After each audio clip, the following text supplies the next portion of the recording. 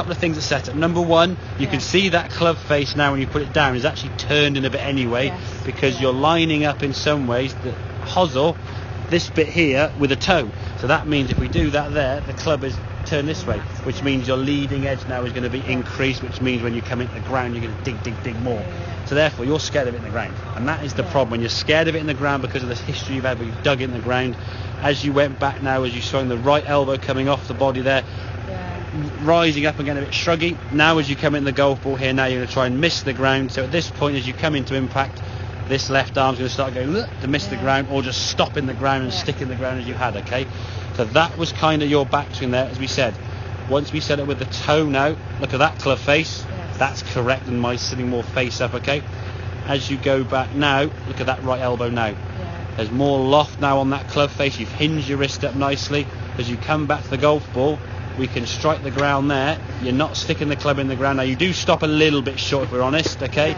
In an ideal, what I'd like to see that swing get a little bit more kind of up here this way. But for the most part, the fact this shot strikes a bit of fear into you anyway, the fact you're playing that club as well as you are there, getting that good strike, and as you can see, you can barely see when that ball is there when you've hit it, and you can see the disturbing the turf obviously, but where's the divot? There's no dig in the ground. Some of your shots are making some holes in the ground where you're just sticking in the ground. And if you're fearful of that shot, especially in the winter, it's going to be even worse. So get away from aiming to the right, turning the club face in, and then digging. We're going to get ourselves round, let that club sit, and then from here, that elbow's going to stay. And again, that drill we said by putting your left arm across your right elbow, just feel that connection. And again, in the back garden, just hit a few shots trying to disturb the turf, but not actually get the divot. There's no divot in the ground. You're just bouncing the club in the ground. By using the bounce of the club, it's less digging. In the back end of the club here now, this part here, we're straight in the ground in some ways with this, okay? That's like a spoon. This at the front's like a knife.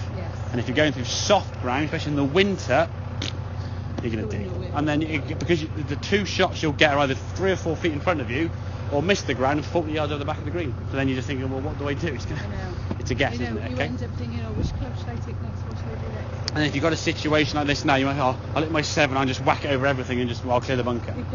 No benefit at all, is it? Okay, does that kind of make sense there? So it does. Summarise club.